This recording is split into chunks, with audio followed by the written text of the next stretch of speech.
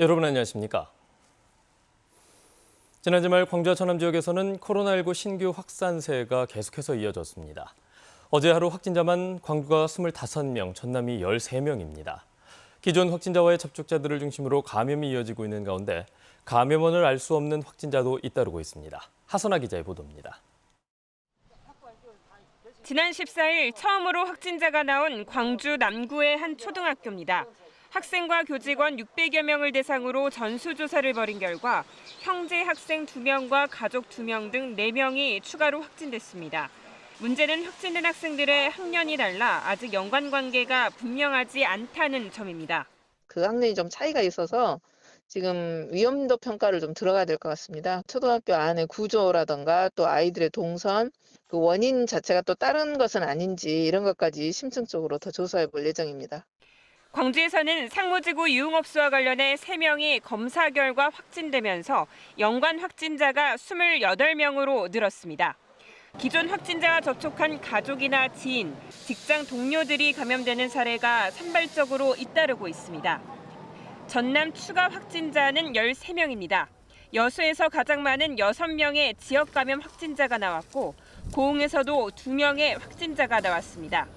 이에 따라 여수시와 고흥군은 사회적 거리두기 2단계를 오는 23일까지 연장하기로 했습니다.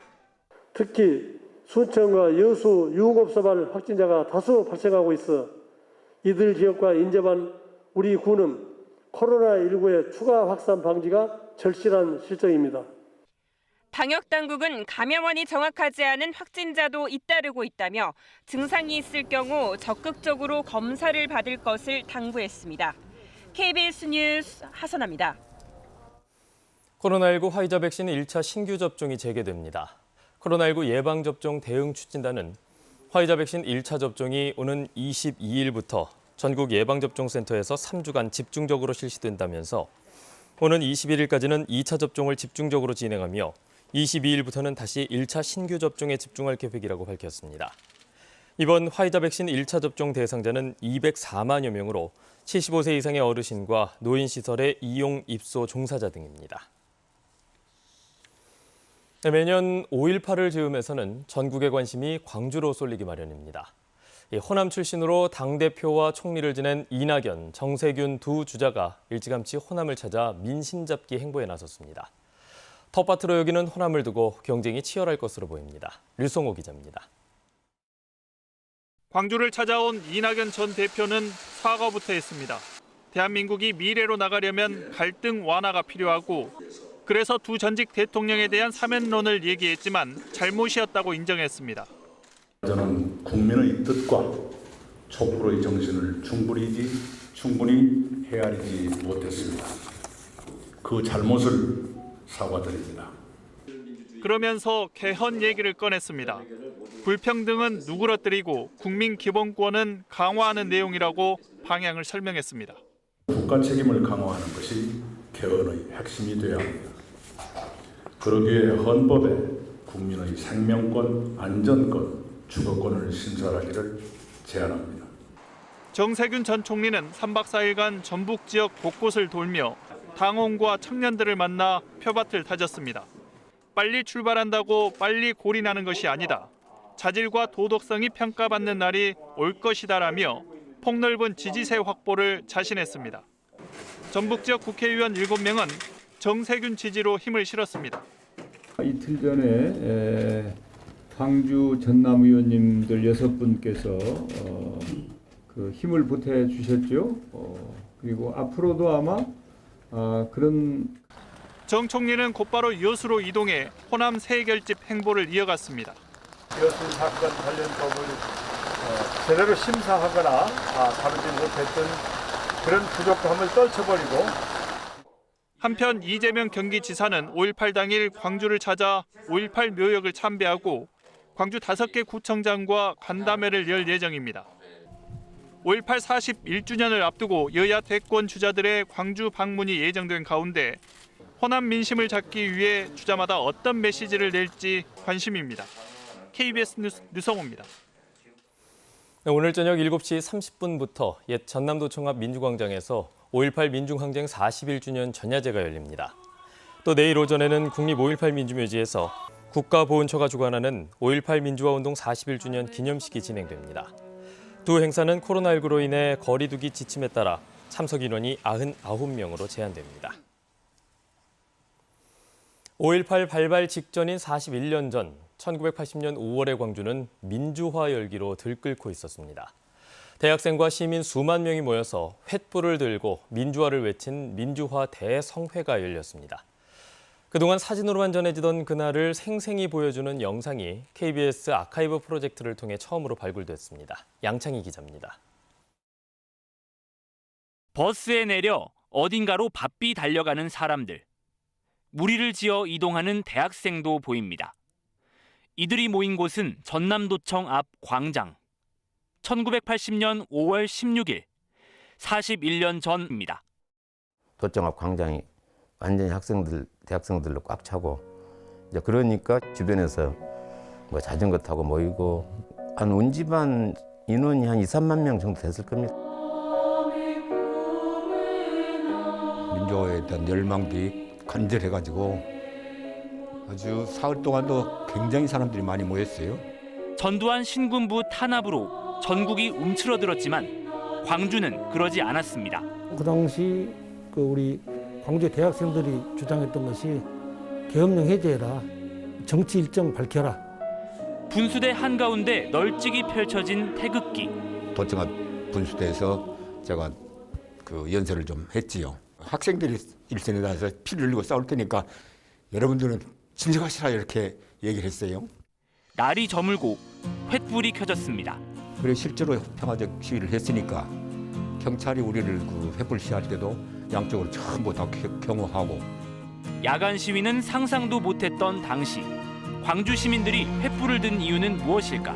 횃불 시위는 예를 들면 유신의 어떤 그 잘못된 기운을 싹 태워 없애고 새로운 어떤 그 민주주의의 새로운 희망 횃불을 들자, 이런 의미였죠. 그 대학생들 시위가 온 시민의 그 저항으로 이렇게 확산되지 않습니까? 예, 아주 그 질서 정연하면서 그리고 시민들과 함께 했던 그런 3일간의 그 시위가 아주 큰 영향을 미치지 않았는가. 그러나 신군부는 전국 유일하게 남은 민주주의 열망을 총칼로 진압합니다. 조국을 위한 것일 수도 있고 민족을 위한 것일 수도 있고 민주주의를 위한 것인데, 정말 이런 순수한 열정들을 야욕을 가진 신군부가 너무나 정말 비인간적으로 파괴시켰구나. KBS 뉴스 양창입니다. 광주에서 제주 4.3과 광주 5.18을 기념하는 특별 음악회가 열립니다.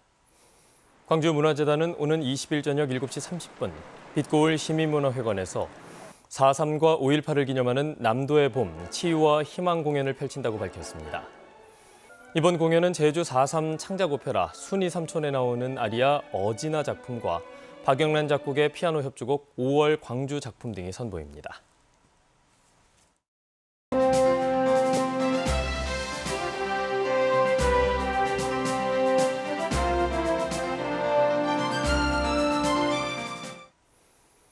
광주에서 대구까지 영호남을 직접 연결하는 달빛 내륙철도를 국가철도망 구축 계획에 포함시키려는 노력이 전방위로 확산되고 있습니다. 철도가 지나는 자치단체들은 공동으로 국토교통부에 달빛철도의 당위성을 피력하기로 했습니다. 네트워크 소식 대구방송총국 김재노 기자의 보도입니다. 달빛 내륙철도는 대구와 광주를 종점으로 경북과 경남, 전북과 전남 등 6개 광역단체와 10개 기초단체를 지나는 철도입니다. 이 건설안이 국가철도망 구축계획 초안에서 빠지자 자치단체들은 바로 공동대응에 나섰습니다. 각 지역 단체장들과 의회가 성명서를 발표했고 계획안이 확정되기 전에 6개 광역단체가 연대해 달빛 내륙철도에 당위성 의견을 국토교통부에 제출할 계획입니다. 의견을 각 시도에 제출하도록 공문을 보낸 바 있습니다.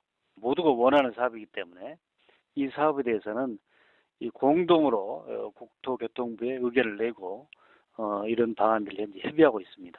경제성 분석에서 0.483으로 떨어진다는 평가를 받는 부분도 적극 반박할 계획입니다. 호남 고속철도의 경우 건설 전 경제성이 0.34로 조사돼 달빛철도보다 낮았지만 실제 수요는 예측치를 훨씬 웃돌았습니다. 나아가 경제성을 넘어서는 국민 통합과 균형 발전 등의 대의 명분을 강조할 방침입니다.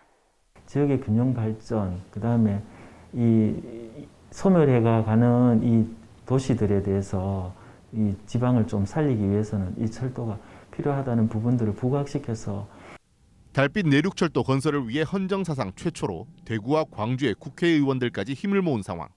각계각층의 노력이 실제 철도 건설로 이어질지 주목됩니다. KBS 뉴스 김재노입니다. 전라남도가 2050 탄소 중립 실현을 위한 온실가스 감축 사업에 올 한 해 5천억 원 이상을 투입할 계획입니다.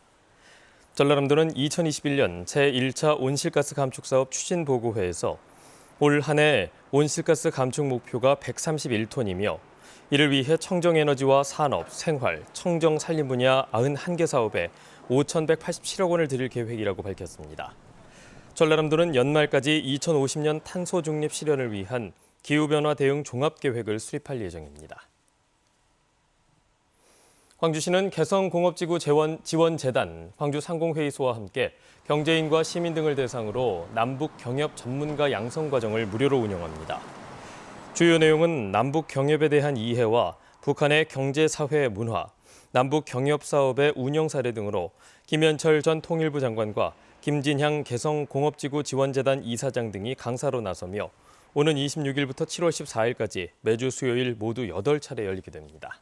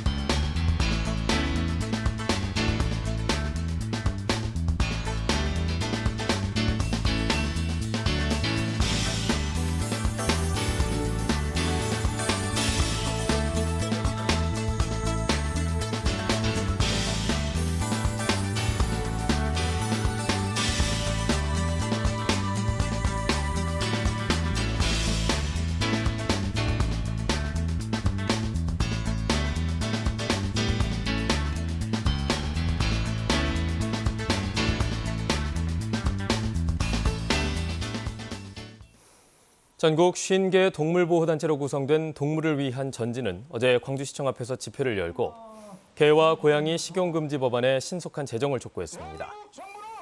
이들은 국내에 개 농장이 3천 곳이 넘고 해마다 100만 마리가 넘는 개들이 고압 전기와 밧줄 등으로 잔인하게 도살되고 있다며 국회에서 계류 중인 동물보호법 개정안의 신속한 국회 통과를 요구했습니다.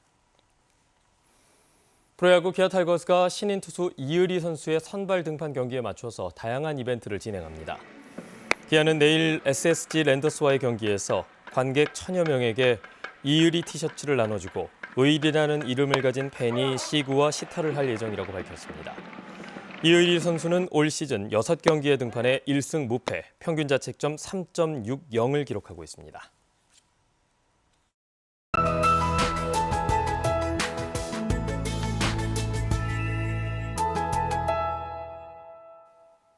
장마가 시작됐나 싶으셨죠? 주말 동안 광주 전남 지역은 50에서 100mm의 많은 비가 쏟아졌습니다. 여수의 소리도는 99.5, 광주의 광산은 92.5mm의 강우량을 기록하기도 했습니다. 다행히도 밤사이 빗줄기는 많이 약해진 상황입니다. 현재 레이더 영상 보시면 오늘은 서해상에서 다가오는 기압골의 영향으로 오후까지 가끔만 비가 오겠습니다. 지역도 광주와 전남 북부 지역을 중심으로만 내리겠고요. 5mm 안팎으로 양도 적겠습니다. 아침에는 안개가 짙겠습니다. 서해안을 중심으로 가시거리가 500m 안팎으로 좁혀져 있습니다. 오늘은 날도 종일 흐려서 교통안전에 더욱 주의하셔야겠습니다. 다음은 자세한 지역별 기온 살펴보겠습니다. 아침 기온 14도 안팎으로 어제보다 큰 폭으로 떨어졌고요. 낮 기온 광주가 19도, 나주 18도로 어제보다 5도 가까이 내려가겠습니다. 여수와 광양은 아침 기온 18도 안팎으로 어제보다 조금 낮지만 낮 기온은 어제보다는 조금 높겠습니다. 서부 지역은 낮 최고 기온 20도 이하로 평년 기온을 크게 밑돌겠습니다. 신안을 비롯한 그 외 도서 지역은 17도에서 18도에 머물겠습니다. 오늘 남해서부 동쪽 먼바다는 오전 사이 바람이 강하게 불고 물결이 최고 3m로 매우 높겠습니다. 오늘 오후에 비가 그치지만 내일 아침에 다시 산발적으로 빗방울이 떨어지겠고요. 목요일에도 다시 비 소식이 있습니다. 날씨였습니다. 뉴스를 마칩니다. 여러분 고맙습니다.